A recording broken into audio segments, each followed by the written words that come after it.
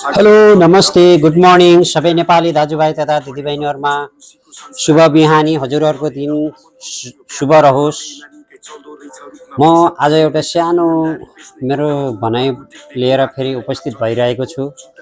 हजुरहरूले मेरो एउटा गल्ती भएमा क्षमा गरिदिनु होला। सबैजनाले हेरेर like and share and subscribe गर्न नभुलिदिनु होला।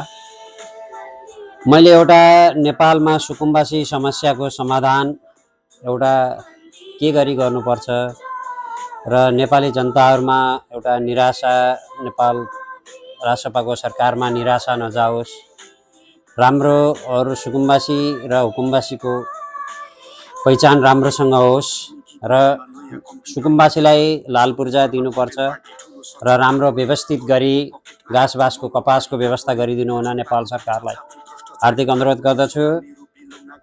र नेपालमा सुकुम्बासी भन्दा हुकुमबासीहरूको बढी जोड देखिन्छ हामीले यहाँबाट पनि हैन, विदेशबाट हेरिरहेका छौँ।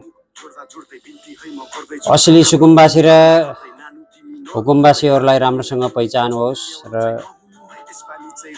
खोला नाला किनार रोड ओभरमा बाटो जाम गर्ने यो राम्रो होइन र राम्रोसँग सबै नेपाली जनताले बुझिदिनु होला र नेपाल सरकारलाई सहयोग गरिदिनु हुन सबैलाई विनम्र अनुरोध गर्दछु।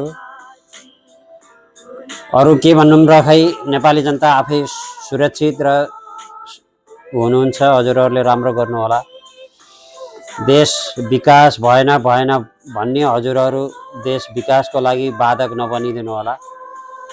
देशलाई विकास हुनको लागि हजुरहरूले खुल्ला मनका साथ दिनु होला भन्ने म विनम्र अनुरोध गर्दै मेरो एउटा सानो यो भनाइलाई यहीँ रोक्दछु।